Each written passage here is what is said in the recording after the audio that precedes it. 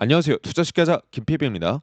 대한민국 시든 종료, 중국 점령이라는 주제로 오늘은 좀 말씀을 들어볼게요. 과거 한국은 중국에게 경제 원조를 할 정도로 기술력과 경제력 차이가 월등히 우리나라가 뛰어났었습니다. 특히 제조업 경쟁력을 비교해봤을 때 UN 산업개발기구의 제조업 경쟁력 지수를 한번 확인하게 되면 1992년 당시에는 한국이 14위, 중국이 33위로 크게 앞지르고 있었던 상황이었어요. 하지만 오늘날 최근 2020년 기준으로 한국이 중국에게 순위를 빼앗긴 상태입니다. 중국이 2위고 한국이 5위 수준이거든요. 근데 중요한 건 뭐냐면 기술과 노하우를 우리가 많이 중국에 뺏겼다라는 거예요. 게다가 시장 점유율까지 뺏기고 있는 이런 상태라고 볼 수가 있는데 우리나라의 기술력이 중국에 유출돼서 경쟁력이 지고 있는 거다. 이거 망상이 아니라 사실입니다. 뭐 SK하이닉스나 뭐 삼성 이런 이제 전반적인 반도체 기술이 사실 이제 중국에 많이 유출이 됐어요. 뭐 핵심 기술 유출에 10년 따라잡힌 한국 이런 얘기까지 나오잖아요. 기술이 유출되고 있는 거는 망상이 아니라 사실입니다. 사실 이 정도가 되면 전 사실 중국이 부러울 정도예요. 산업 스파이들이 얼마나 일을 잘하면 우리나라뿐 아니라 전 세계 수많은 제조업과 많은 이제 기술들을 싹 다 빼오고 있거든요. 그러면은 우리나라가 반도체 기술만 뺏겼을까요? 아닙니다. 한국의 석유화학은 가격 경쟁력에 중국에 이미 이제 져버린 지가 오래고 조선업의 시장 점유율도 뺏긴 상태입니다.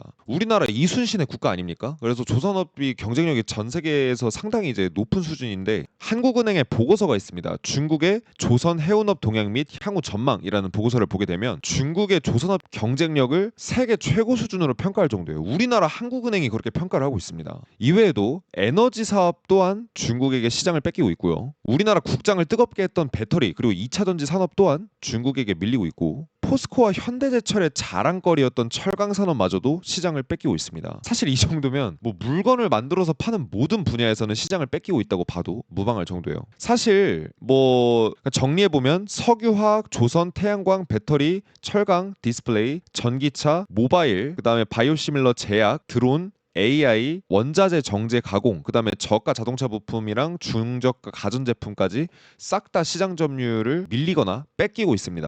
이 정도면 우리가 산업을 거의 다 뺏겼다고 봐도 무방한 상황이에요. 사실 위에서 이제 언급해드린 분야들은 우리가 원래 경쟁력이 없었던 부분이 아니에요. 우리나라가 충분히 경쟁력과 기술력이 있었던 산업인데 중국이 기술을 유출하거나 내지는 가격 경쟁력으로 밀어붙여서 우리나라 시장을 잠식하고 전 세계 시장 점유율을 높이고 있는 이런 상태라는 거죠. 그럼 이제 이렇게 말씀하실 분도 계실 수가 있어요. 시장 원리에 따라서 자본주의의 원리에 따라서 당연히 시장 점유율을 뺏기는 건데 우리나라가 경쟁력이 없으면 도태돼야 되는 거 맞는 거 아닌가 이렇게 생각하실 수도 있는데 중요한 사실은 뭐냐면 기술을 우리나라가 뺏길 뿐만 아니라 한국 기업들이 실제로 무너지고 일자리가 사라지고 있다는 거예요. 여러분들이 구글에서 기사 5분만 검색하셔도 아시겠지만 정말 우리나라 중소기업들 중견기업들 다 무너져가고 있고 심지어 대기업들마저도 막 엄청난 적자를 기록하는 곳들이 점점 늘어나고 있어요. 이게 바로 우리나라가 중국의 기술력을 뺏긴 결과입니다. 이미 많이 뺏겼어요. 기술력이. 시장 점유율도 뺏기고 있는 상태죠. 그래서 우리에게 직접적으로 경제적인 피해가 서서히 다가오고 있다는 거예요. 우리나라는 IMF 이후로 장기 저성장 트렌드 국면에 진입을 했습니다. 그래서 경제의 기초 체력이랑 내구성이 상당히 많이 약해져서 마치 노인과도 같은 상태다. 우리나라는 더 이상 젊지 않습니다. 70대 노인 정도로 보면 저는 딱 맞다라고 생각을 하는데 현재 지금 이렇게 중국이 크게 성장하고 있는 건 한국에게 매우 큰 위협이에요. 중국의 산업 경쟁력을 뺏기게 되면 수출이 감소할 뿐만 아니라 제조업이 붕괴가 되고 고용과 기술력도 상실하게 돼서 결국은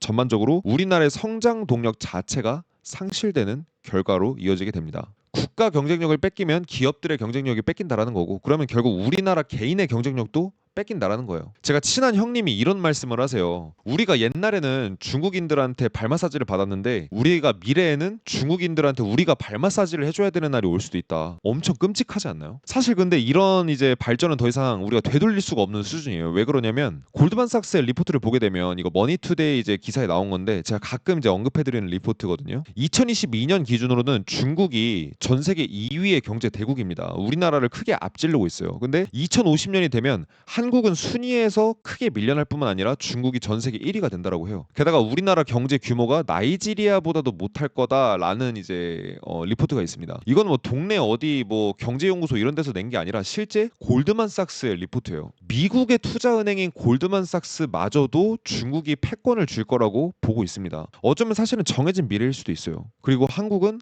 나이지리아에 밀리게 될 수도 있습니다. 이런 상황 만들면 안 되죠 우리가. 게다가 이제 중국이 전반적으로 지금 산업을 전 세계 시장 점유율을 높여 나가면서 잠식을 하고 있는데 이렇게 하게 되면 여윳돈이 생기게 되죠. 어쨌든 시장 점유율을 높였기 때문에 당연히 더 이익이나 마진율도 높아질 수 있고 그렇게 되면은 남는 돈이 생기겠죠. 그러면은 그 여윳돈으로 주식시장이나 자본시장까지 지배당할 수가 있습니다. 실제로 우리나라 부동산 시장마저 지금 이제 잠식되어가는 추세를 보이고 있어요. 돈 되는 수도권에서 집중 매입, 중국인 부동산 쇼핑 늘었다. 이들은 경기, 서울 등 수도권 부동산을 주 타깃으로 매수에 나서고 있는 것으로 나타났다. 그래서 중국 같은 경우는 현재 부동산이 붕괴가 되고 있기 때문에 중국인들이 자기네들 국가에 부동산 투자를 하려고 안 해요. 그럼 이제 다른 나라로 눈을 돌리겠죠. 그렇게 해서 대체제로 지금 한국에 자본을 투입하고 있습니다. 옛날에는 뉴질랜드나 호주 이쪽에 많이 투자를 했는데 요즘에는 한국 쪽으로 많이 쇼핑을 좀 나서고 있어요. 아직은 중국이 부동산을 매입하는 게 위협적이다 볼 수는 없다라고 생각합니다. 아직까지는. 근데 만약에 정부가 장려를 해준다라고 하면 어떨까요? 우리나라 부동산에 투자할 수 있게 세금이나 다양한 측면에서 장려를 해준다라고 한다면 정말 우리나라 땅덩어리마저 중국에게 먹힐 수가 있겠죠. 근데 이것도 어느 정도 가능성이 있는 얘기입니다. 이미 중국이 우리나라에 비해서 국부가 정말 많이 빠르게 늘어나고 있기 때문에 우리나라가 중국에 잘 보이려면은 정말 뭐든 안 할 수가 없는 여건이 되거든요. 그리고 이미 외국인 중에서 중국인 부동산 매입이 대다수예요. 올해 외국인 부동산 매입의 67%가 차이나 머니였습니다. 그래서 중국 경제가 더 잘 풀리면 어떻게 되냐? 더 공격적으로 우리나라 부동산들을 매입하겠죠. 그럼 어떻게 되냐? 결과적으로 부동산 가격이 크게 올라서 뭐 일부 사람들한테는 좋을 수가 있겠는데 어쩌면 대중들이 영영 서울에 집을 못 사게 될지도 몰라요. 왜냐? 중국인들이 가는 지역마다 부동산 가격이 정말 미친 듯이 말도 안 되는 수준까지 올라가거든요. 뉴질랜드 같은 경우에도 중국인을 포함해서 외국인들이 부동산을 대규모로 매입했다 보니까 주택 가격이 너무 올라서 자국민들이 주택 구입을 못 사게 되는 지경까지 이르렀어요. 즉 서민들은 평생 서울이나 전반적인 이제 우리나라 국가의 부동산을 살 수가 없는 지경에 이를 수 있다라는 거죠. 그래서 뉴질랜드 이외에도 호주나 캐나다 이렇게 부동산이 우리나라보다 더 심하게 버블이었던 국가들을 보게 되면 공통적으로 부동산 투기 과열된 곳들의 특징이 중국 자본이 들어간 곳들입니다. 중국인들이 들어와서 살고 미친 듯이 이제 투기 과열 조장하고 이런 식으로 했던 국가들이 부동산 가격이 엄청 뛰었다라는 거예요. 실제로 충분히 벌어질 수 있는 미래라는 사실을 이제 말씀을 좀 드리고 싶습니다. 그리고 뉴질랜드는 어떻게 했냐면 2018년 10월에 외국인들이 주택 구매를 금지하는 법안까지 시행을 했었어요.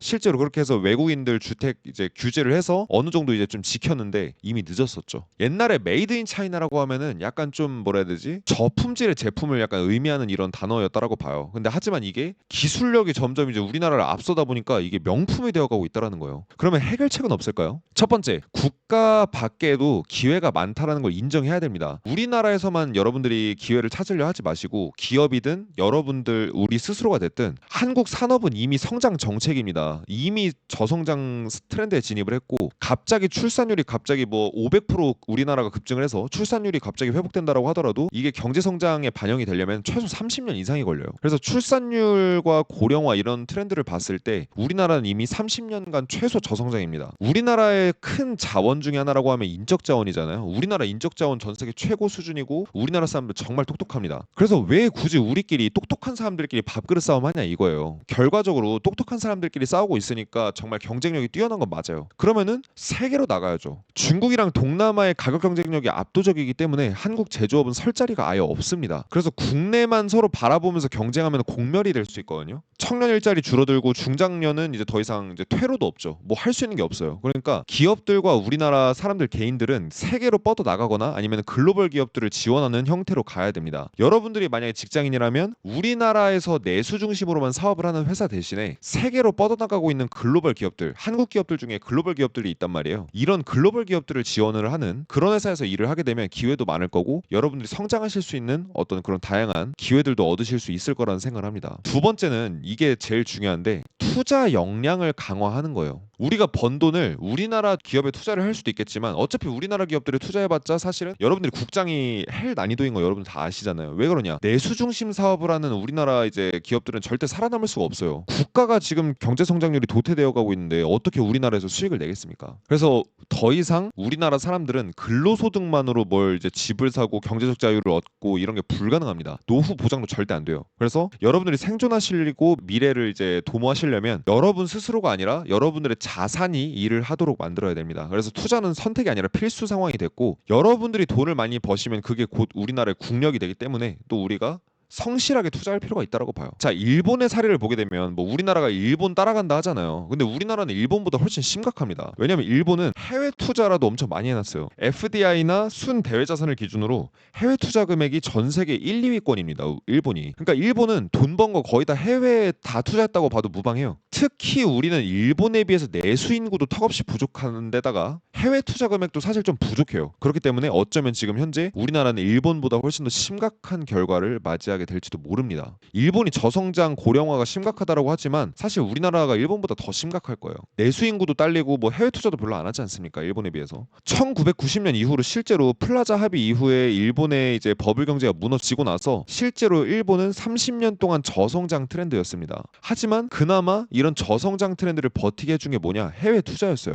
해외에서 이제 뭐 중국이나 미국이나 전반적으로 경제가 많이 성장했지 않습니까? 그 성장을 투자를 통해서 어느 정도 자기네들 일정 부분 쉐어를 받았단 말이에요. 그래서 우리나라도 좀 성장에 투자를 해서 일본의 어떤 그런 좋은 사례도 좀 벤치마킹할 필요가 있지 않나 이런 생각을 하게 됩니다. 결과적으로 봤을 때 해외 투자를 우리가 많이 하거나 기술력을 굉장히 하이 테크놀로지를 우리가 구현을 하거나 이거 두 개 아니면 정말 답이 없어요. 지금 중국에 이미 우리나라의 기술력을 다 뺏기고 잠식당하고 있는데 이러다가는 우리가 진짜 골드만삭스의 말대로 나이지리아보다도 못 살게 될 정도의 상황까지 오게 될 수 있단 말이에요. 실제로 우리나라가 몇십 년 전에는 필리핀보다 못 살았습니다. 근데 지금 어때요? 우리나라 사람들 보라카이나 세부 놀러 가면 발 마사지 받죠. 우리나라가 미래에는 필리핀이나 나이지리아 사람들의 발 마사지를 해줘야 되는 나라가 올 수도 있단 말이에요. 그런 상황 절대 만들지 맙시다, 여러분들. 그래서 우리가 스스로 정말 우리 인생 바쳐서 노력해야 우리 후손들도 잘 먹고 잘 사는 시대의 대한민국을 이제 누릴 수 있기 때문에 우리가 정말 열심히 일할 필요가 있지 않나. 그리고 정말 우리가 경각심을 가져야 되는 때가 아닌가 이렇게 좀 말씀을 드리고 싶습니다.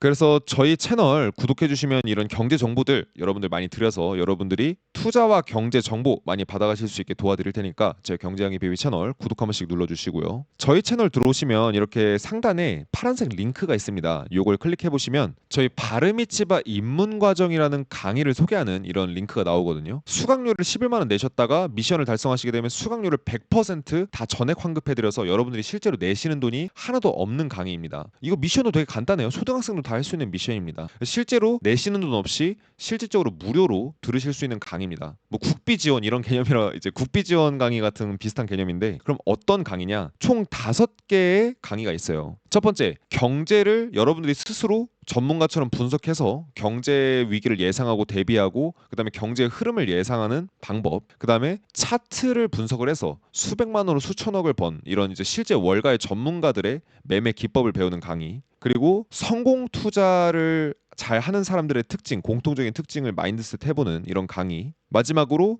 실제 경제 위기가 왔을 때 떼돈을 벌어들인 사람의 이 제시 리버머라는 이제 유명한 월가의 전설적인 투자자가 있거든요. 이 사람의 전환점 매매 그리고 피라미딩 매매 전략, 요 이제 매매 전략을 배워보는 강의입니다. 그래서 요 내용 궁금하신 분들은 1577-0471 요 번호로 입문 이렇게 문자 남겨주시면 요 해당 내용 강의 내용 이제 안내 받아보실 수 있고, 아니면은 저희 링크 방금 말씀드렸던 이 유튜브 링크 타고 들어오셔서 내용 확인해 주시면 확인해 주시고 요 아래 보시면은 이제 내용 기입해 주시면 강의 신청하실 수 있으니까 많은 참여 부탁드릴게요.